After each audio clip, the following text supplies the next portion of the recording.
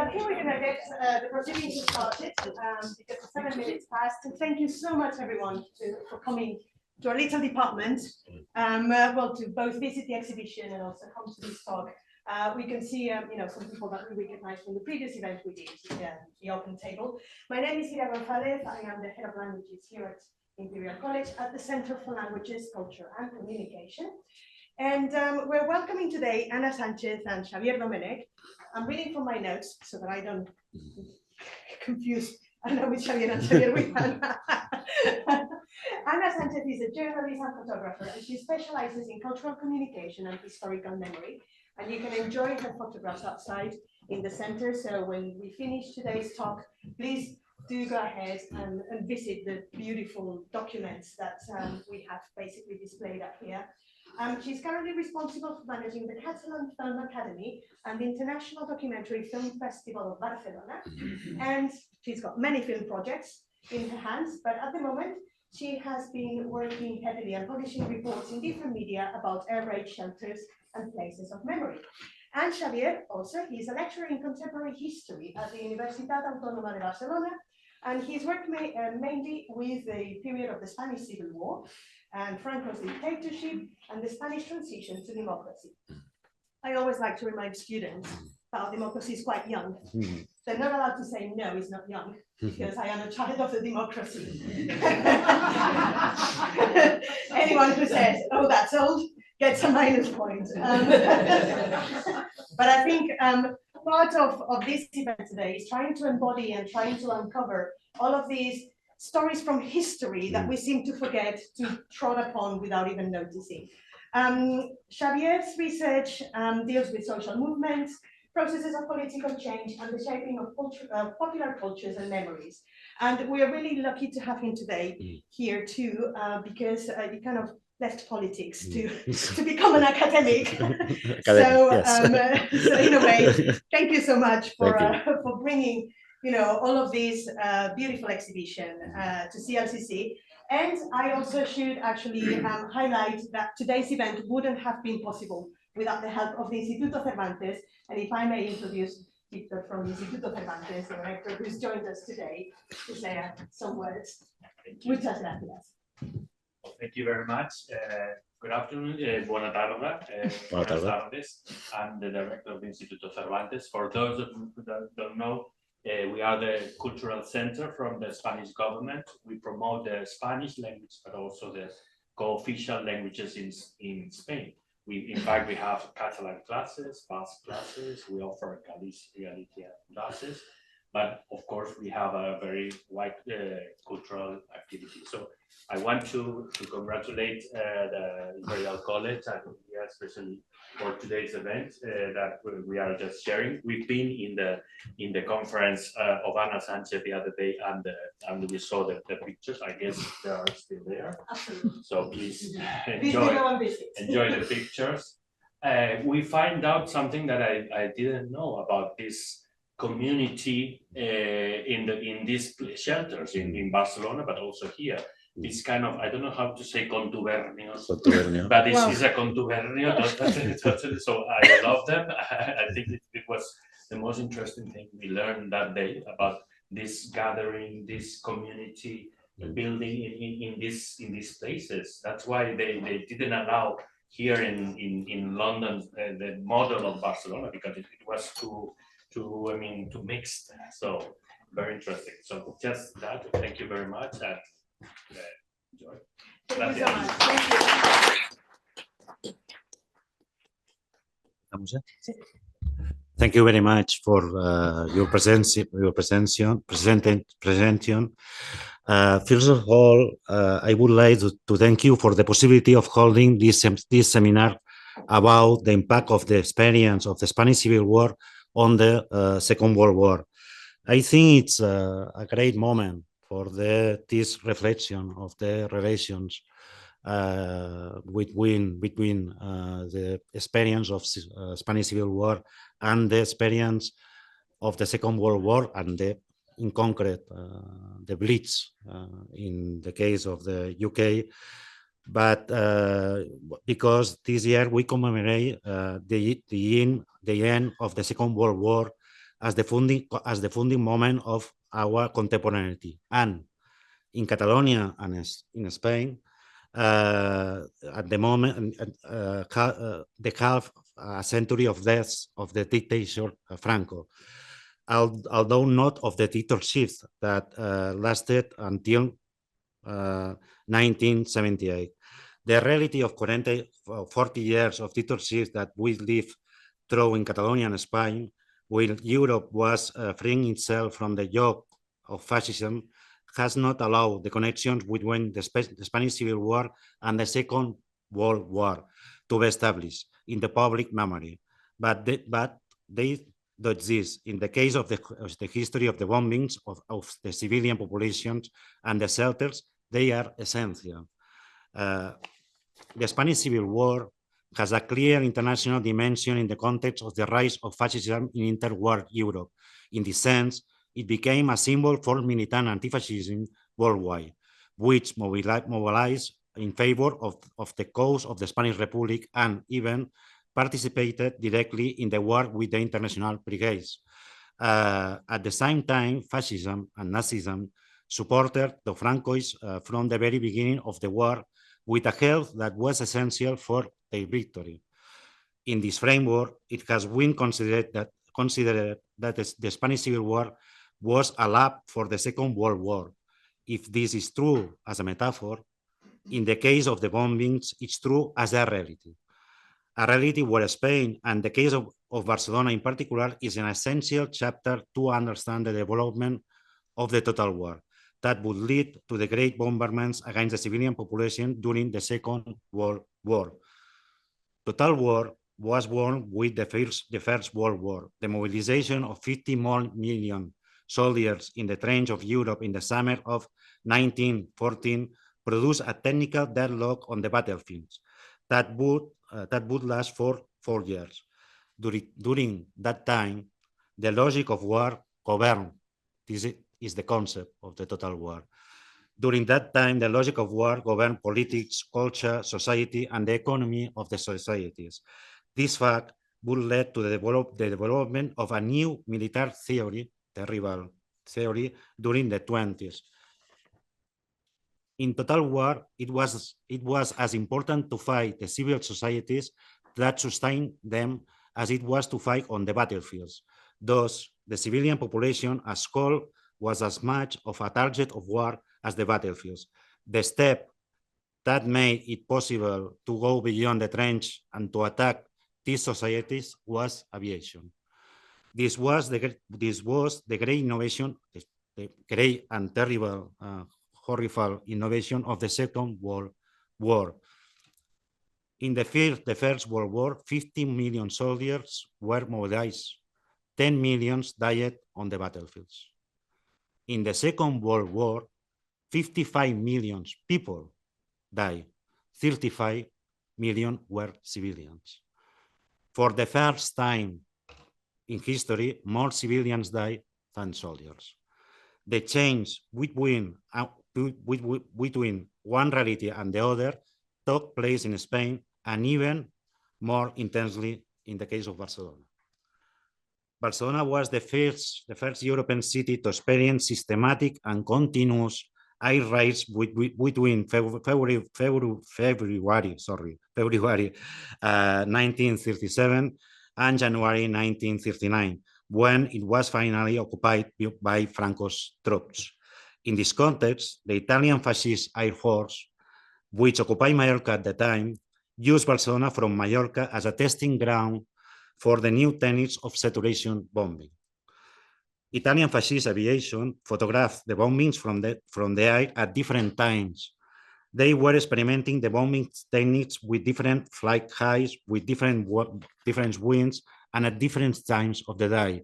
The information was sent to be studied in Rome to perfect the bombing technique, the bombing technique that would later use throughout Europe. It was really an experiment. The case of Barcelona, the bombings against Barcelona, it was really an experiment. But it wasn't just a cold experiment.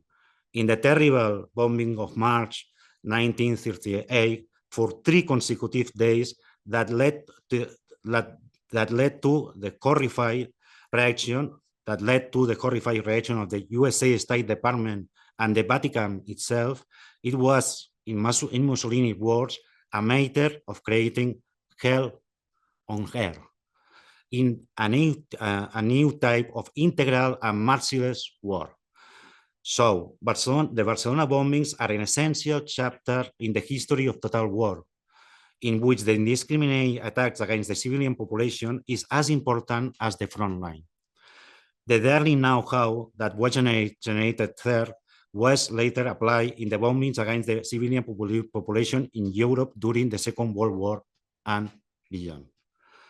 But if the history of the bombings connects the history of Barcelona with the world history of horror, the reaction of its citizens to them tell us what kind of society it was. It tells us about the society that was to be destroyed.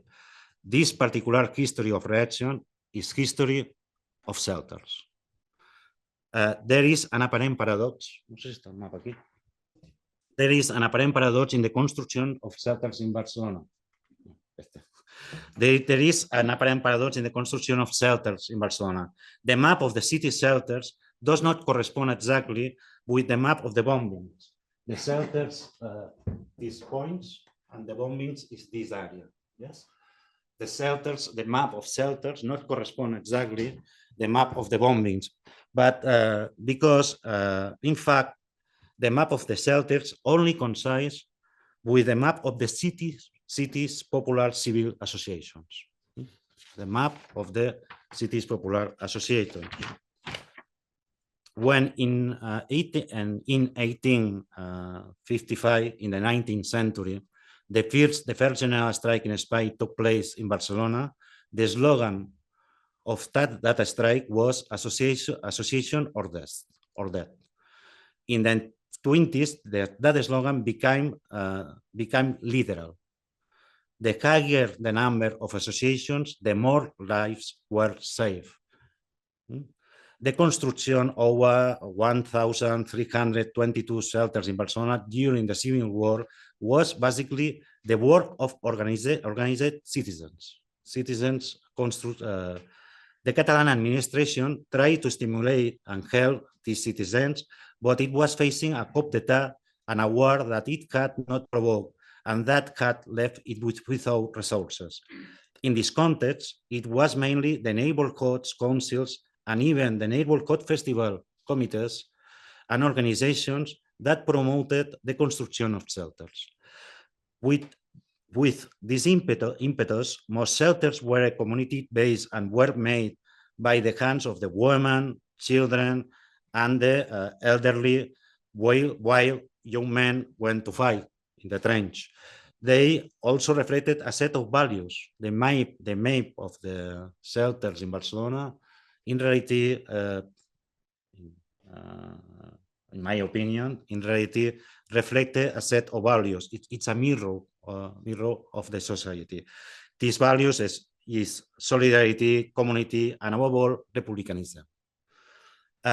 Saving lives, the lives of everyone, was their main objective, and they were in this way very effective. At the same time, in the face of knowledge of the horror that was being generated by the bombings, with that collective thought work where people from common people to builders and engineers participate, and understanding of how to save lives was also being generated. Thus, the shelters became a mirror of the values of the Republican society. All of this is what became known from that moment as the Barcelona model of saving lives under the new total war, a model that influenced the rest of European societies when the Second World War began. It's possible to say that if fascism invented the bombings against the civilian populations, the Republican common people came up a values architecture to survive. And for me. Thank you. Can you hear me well if I speak from here? Yeah. Let me start with this photograph. Xavi has just explained that Barcelona went down in history as an icon of the total war, as a lab for destruction for the Italian and German dictatorships. But this is only half of our history. We have a hidden history in the subsoil. This project, 1322, is an artistic project, but it's also a research project trying now to link, to connect these two countries. I will start sharing some pictures about our hidden city. Maybe some of you already know them. We can identify 4 types of shelters under the city. Community shelters, which is the most typical air raid shelter in Barcelona, but also shelters for political leaders, domestic shelters, private shelters, and also shelters under the factories. Okay, I will show you some examples of this work. Here under the Valencia street in the middle of the city, you can see some numbers and a V on the wall. That means that in this point of the shelter, the family that lived in Valencia street number 372 was reunited in the subsoil. This is a way to make the family underground, but it's also the space that every family could occupy in this air raid shelter. So it's speaking about lots of things. You can see very typical elements of these public underground shelters in the city. And also the old electric system, can you see it besides the new one? Or if maybe, I don't know if you have thought about the light in 1937. I suppose you've never thought about it, but I've been 3 years trying to imagine and build a new light that was similar to the light in 1937. Now we have halogens, we have fluorescence, we have LED lights, but in that moment, the only artificial light that we had was the incandescence. Is this temperature, is this warm and baroque light that you can see in every picture. This is the same pattern of light for every photograph that you're going to see with black margins.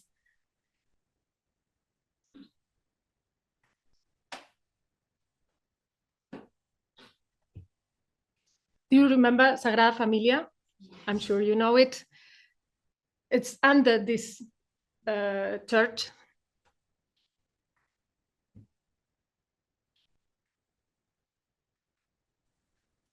This concrete tongue, firstly, I thought it was the way that Francoist troops could close the air raid shelters, but it was a mistake. This tongue arrives 20 years after that, in the 60s, when the city is building so many buildings on the surface, and they build the foundation, this concrete filling the galleries.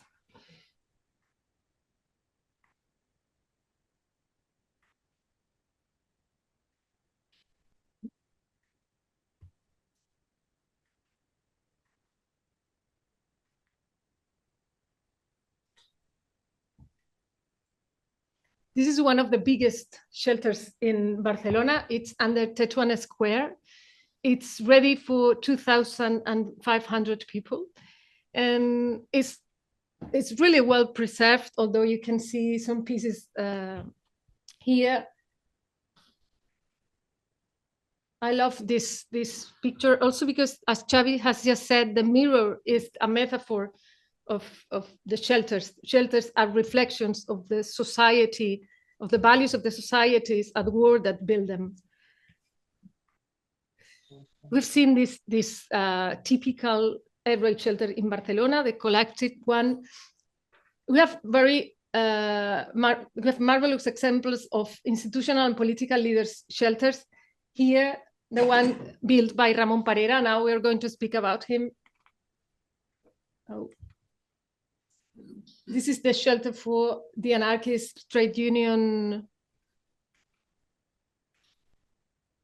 Sí.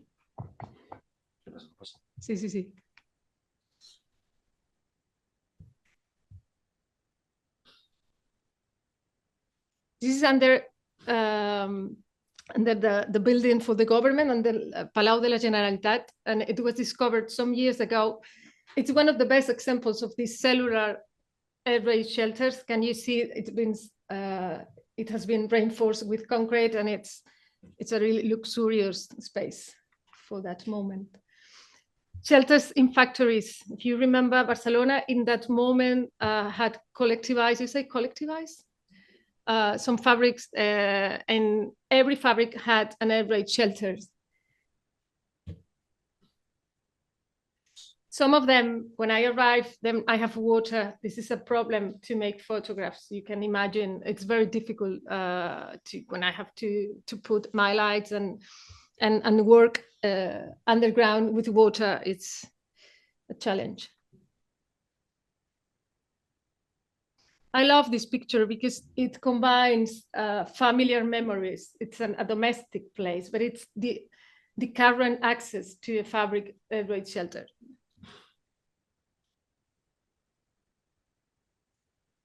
I have not modified these spaces. I've tried to portray in their current state.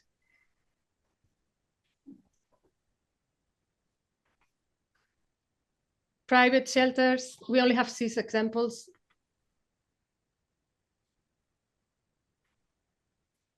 And what you have just seen was the first stage of this project. We had a big exhibition 2 years ago, and now we are trying to connect. There's a red thread between this Catalan experience and the Blitz and the debate, the previous debate to the Second World War here in the UK. This connection speaks about the technical but also the political dimension of these air raid shelters. It was a political debate.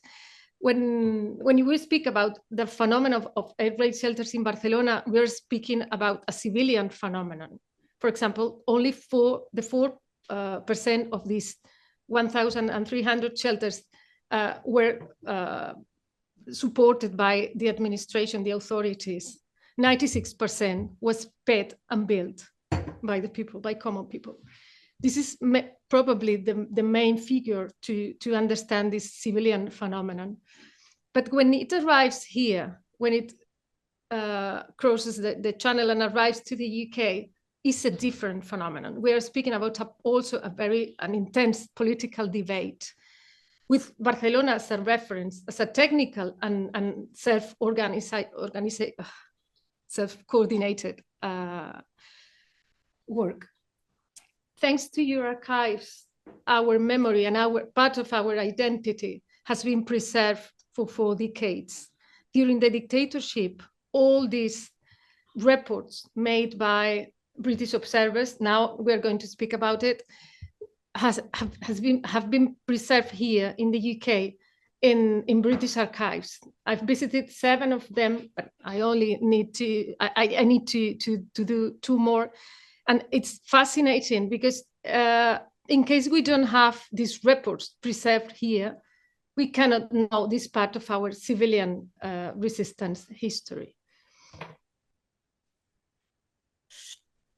200 British observers went to the Republican Catalonia to know the experience, the bombings, but also the air raid shelters.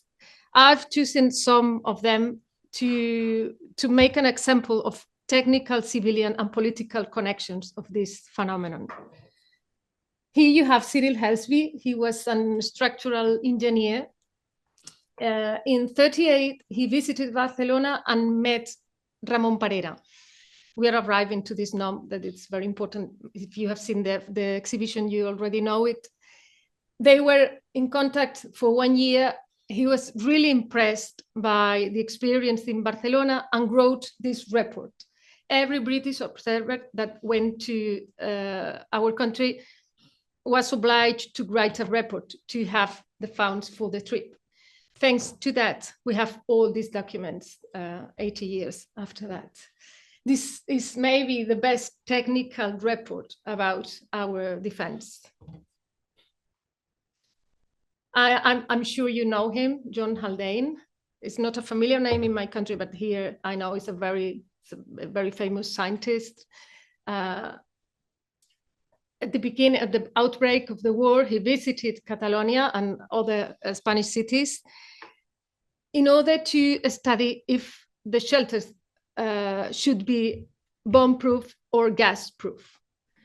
It was a very important question in that moment because, for example, the British government thought that the war could advance with gas. And he always thought that from the First World War to the Second World War, he was studying new gas-proof measures. But when he went to the Spanish Civil War, he changed his mind. And he thought that the real danger could come from the air with bombs. And he was true. Here, let me speak about the Haile Conference. I think this is one of the most important chapters in this story. I love this moment of this story, and I think it's very important for Catalonia, and it's absolutely unknown in my country. In this conference, the best experts in civil defense were called to participate in this secret conference in that moment. That the goal of that was settle the official policy before the Blitz. It was the beginning of 1939. The two ones that we have just seen, Haldane and Helsby, participated actively here, speaking about Barcelona. You can read it, it's preserved in the National Archives in Kew.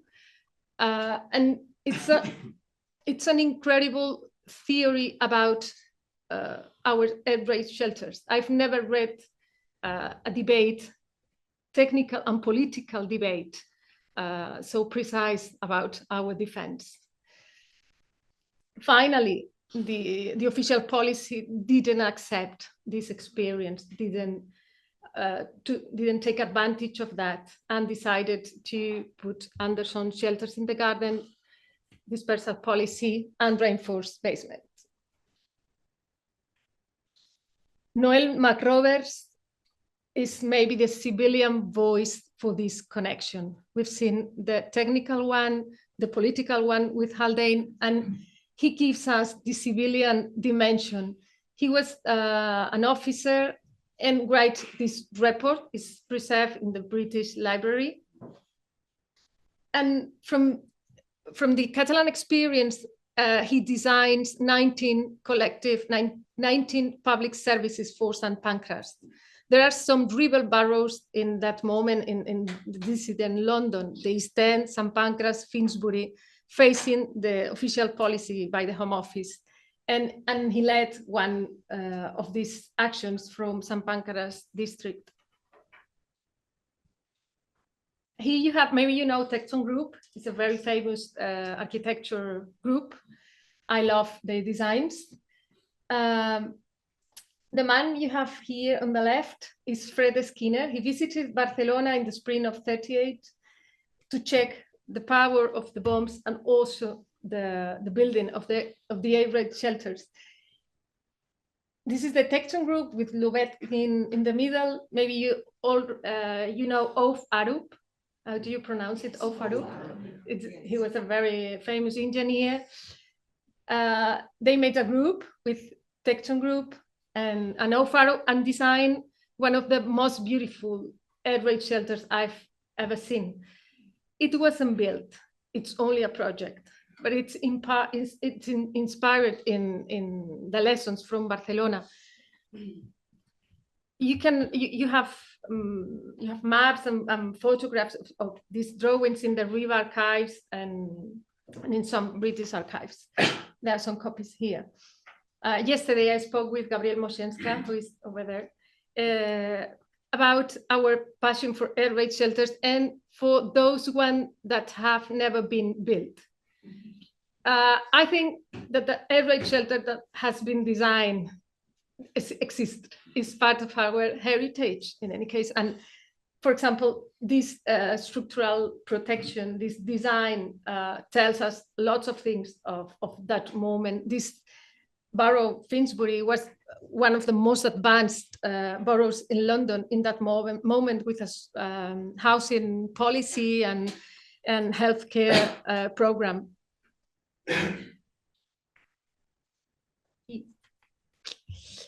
John London Davis, if you went to the opening of the exhibition, you remember Tom Buchanan speaking about him.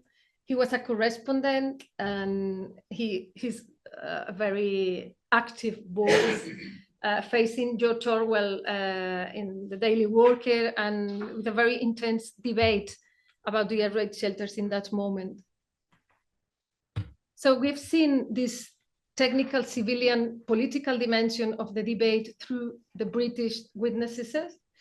And now we arrive, because this is a round trip, 37, 38, beginning of 39, British observers go to Barcelona. But in January 39, Catalan exiles crosses the Pyrenees and a select group of Catalan arrived to London. Among them, you can find Ramon Parera. Ramon Parera spent the whole life in London. He committed suicide in Ilford in '88 after an incredible life, two wars, sorry. But the story with him starts in here. He arrived to the Passive Defense Board as responsible for the section of shelters in '38, and he tried to technify and settle the basis of the air raid shelter. He was analyzing the impact of the bombs, the increasing bombs. We have bombs of from 50 kilos to 500. When he went into exile, crossing the Pyrenees, he was carrying a box with 600 negatives, which is, maybe you remember the Mexican suitcase. I'm not comparing Robert Capa with Ramon Parera. The artistic value is really different, but this is the evidence of not only of the destruction, but also the resistance in our country. It's an incredible, valuable material now preserved in an abbey in Catalonia, because in '84, Ramon Parera sent it back before dying to Catalonia. We have 6 photographs of air raid shelters and the destruction in the surface. This is another evidence of this connection, because it has been preserved during all the dictatorship, the Spanish dictatorship in London.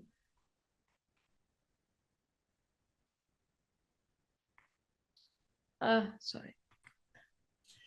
Here you have Josephine Dorothy Collier. She was a doctor. She was the head of ambulances in Catalonia during the Spanish Civil War. He moved at the beginning, at the outbreak of the war. And when he came back home to this house, this is really close to Abbey Road in London, she decided to protect some Catalan people that arrived to the city and helped him to cross the Pyrenees with a British intelligence MI9, helping to a selected group of people, Ramon Parera among them. And I love this house. I went here trying to know if the air raid shelter that Ramon Parera designed in the basement was still alive, but the current owner says no. So I couldn't go forward with this idea. And to finish this chapter about him, I would like to share the last photograph that he took, or I have. And this was the answer to the question, why you don't go back to Spain? Now there's no dictatorship, you can go back. And he said, we are as transplanted plants. If we are transplanted again, we will die. And he spent the whole life in London and committed suicide with his wife at the same time in '88. And we arrived to Ramsgate. I don't know, I'm sure you know Ramsgate better than me, but 3 months ago, I left this city. Let me start here. Ramsgate is the only air raid shelter that I know that could apply the lessons from Barcelona. We have some subtopias, such as Finsbury air raid shelter, but we don't. I couldn't find an example, a real example built of this connection. And in last November, we arrived to Ramsgate and visiting the tunnels of Ramsgate. I will show some pictures. And speaking with the people that in charge of maintain this place incredibly well, and reading books when I came back home, and speaking with Garry's here and with Max, we discovered this connection with Barcelona because Haldane, the scientist you have just known, went here, and Brimel went to Barcelona. Brimel was the public engineer in Ramsgate, and he wanted to see firsthand this experience and apply these lessons in Ramsgate. Now you have the biggest, you say biggest, greatest shelter in the UK, in Ramsgate. You should go if you haven't done it. It's incredible. And the city, the hidden city in Ramsgate, this is a current photo in November, and this from the archive. You still can see some objects.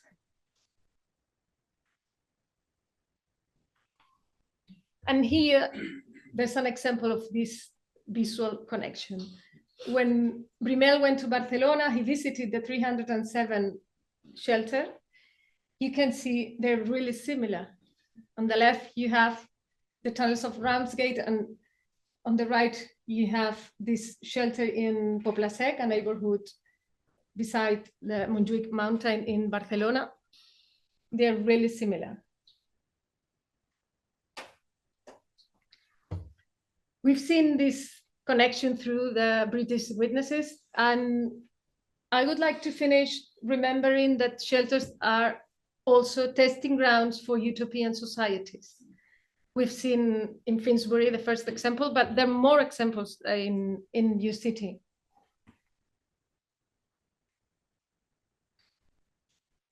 This way of organizing 19th cooperative in cooperating civil defense services.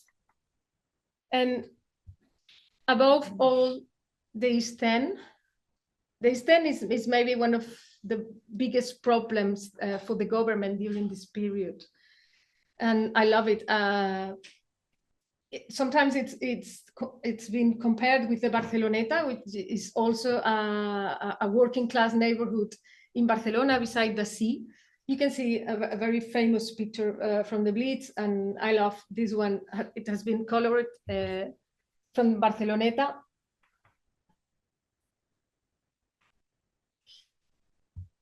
There are some expressive episodes of this way of resistance in the East End.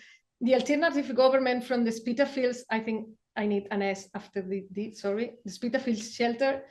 These shelters, have you seen the Blitz, the film? Yes, there's been, so maybe you remember this episode.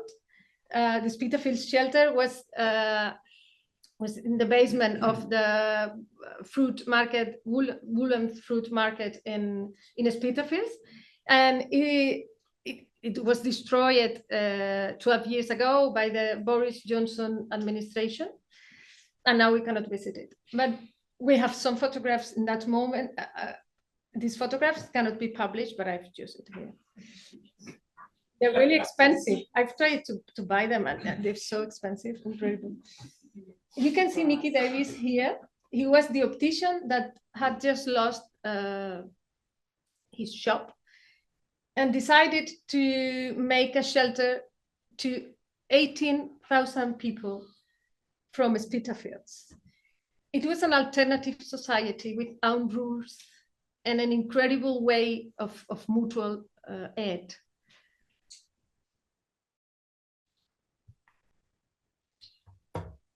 This episode is really funny. I'm sure you know the Savoy, the Ritz, all these luxurious hotels. While common people and poor couldn't have open station or underground air shelters, rich people, high class, protected themselves in these luxurious hotels. There's an expression in that moment, which is the Blitzkrieg, speaking about this way of protecting lives for rich people. And one day, the communists from Stemney decided to go to the Savoy and occupy the bunker, the shelter. It didn't work. I'm sure you know.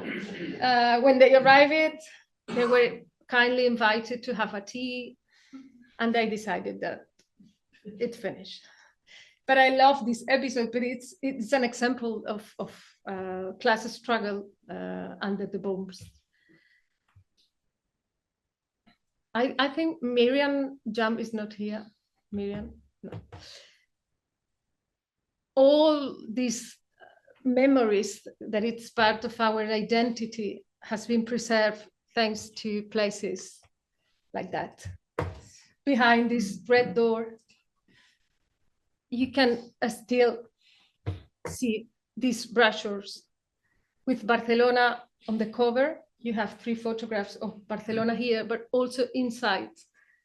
They're full of references to this political and technical way of resisting during the war. And these kind of materials are preserved here in the Marx Memorial Library and also in the Working Class Movement Library in Manchester. They have the International Brigade's documents, but also all this material that the British observers created after their trips. So this is, I'm really, I feel really thankful to these people that helped me to start this project here. Now I have more help with Subterránea Británica, Ramsgate Tunnels, GAVE, but at the beginning they were the first ones that did it.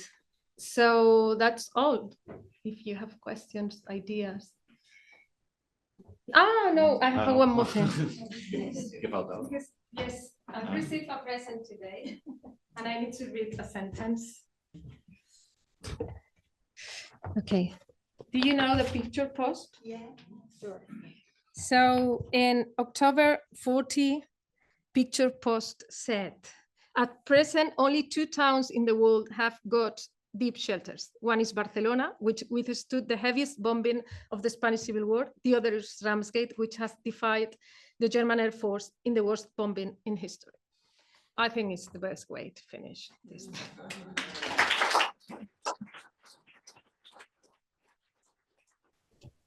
Thank you very much, Ana and Xavi.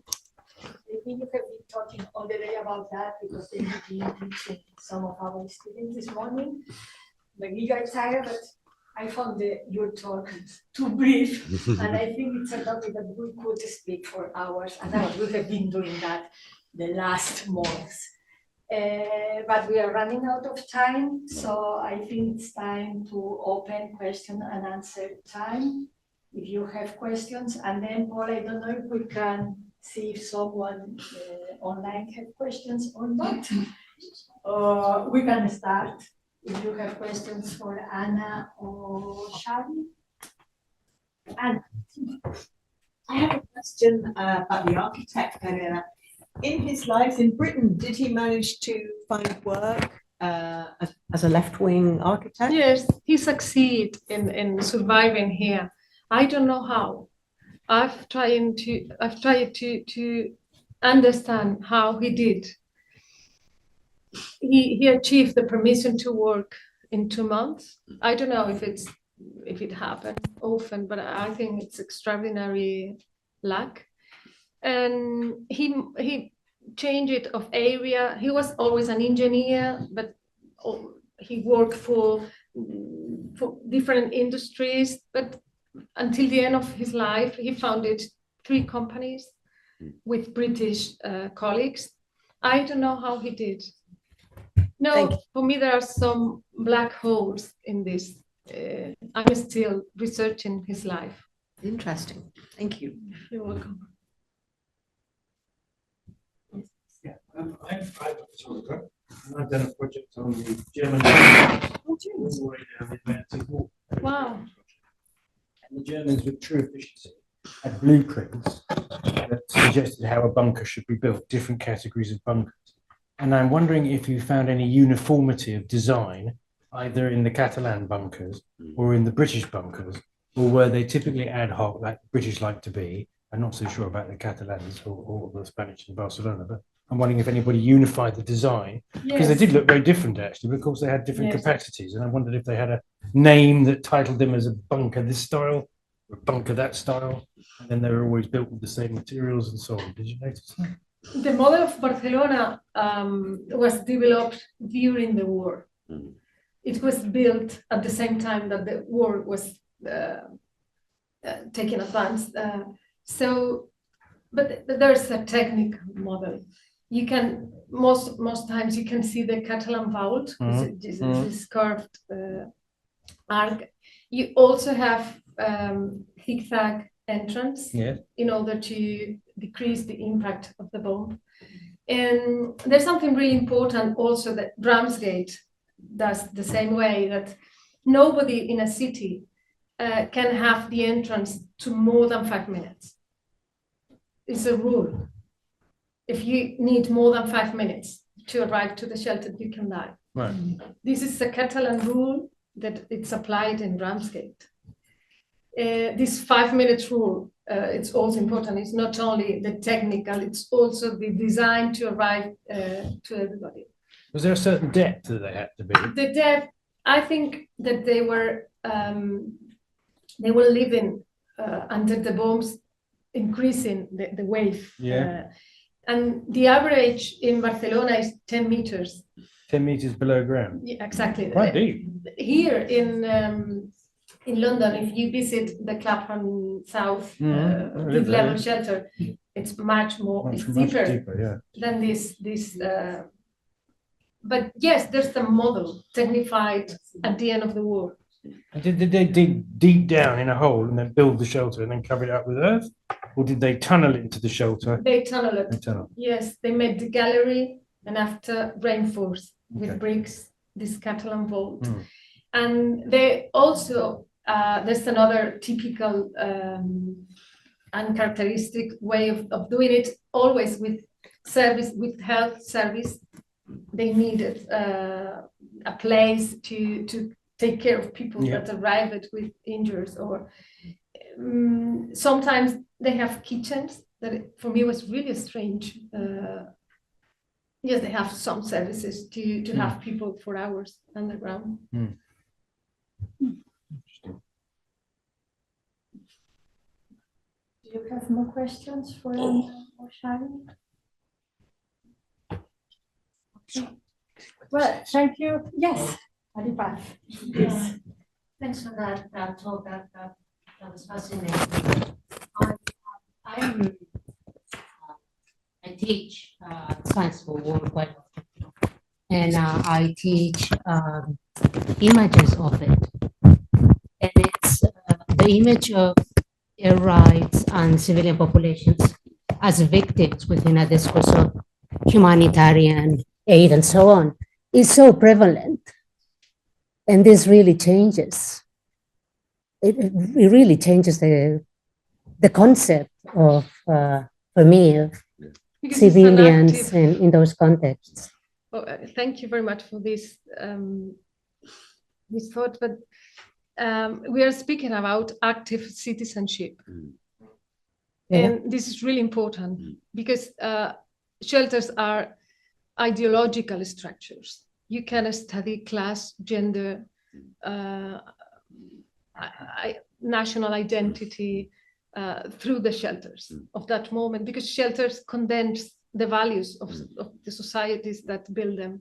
And if you compare the left-wing model here in the UK and the conservative model from the government in that moment, you can see the differences. And one of the main differences is this concept of active citizenship. We are not only victims, we are active citizenship, self-coordinating our own defense. It's another way to study European history also, because we can compare these bunkers that he has photographed, and we can go also to France, and shelters are really different, and also in Italy, or of course in Germany, they're made by the slavery workforce. So the shelters speak us about the moment, the time where they were built. And the place. Sorry? And the place. And the place, of course. They're really different. I photographed was they always sat in camouflage in their location. It took me a while to realise that the cement had been brought from Germany and the sand came from the beaches. So they actually homogenised into the landscape.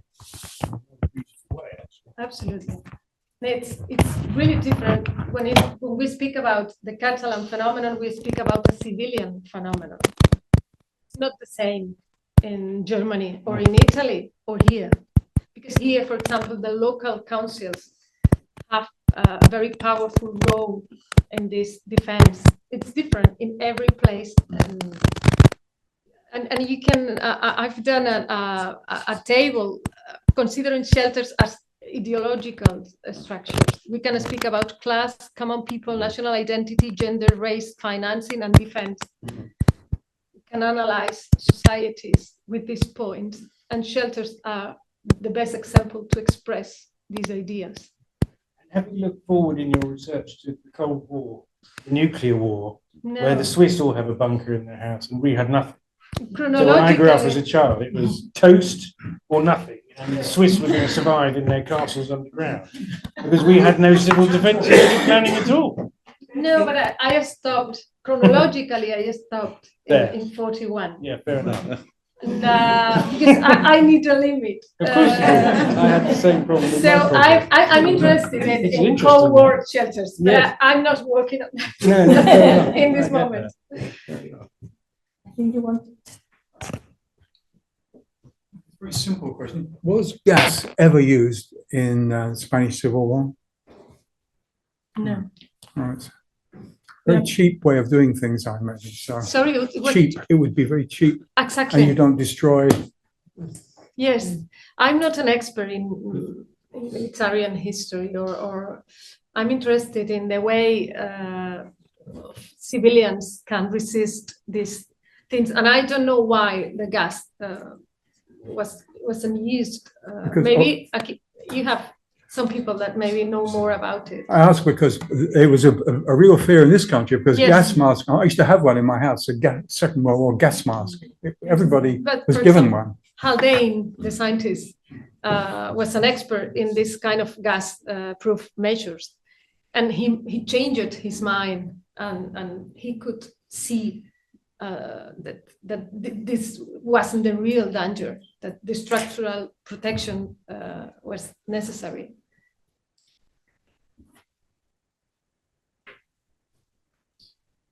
More questions? Okay, so thank you everybody for coming. And Ana and Xavi, I'm sure this is just the beginning of a very big project that we hope you can develop, and I hope we can keep collaborating with you. Thank you very this much project. to Imperial and to you for hosting this red thread that connects the two countries. Thank you very much.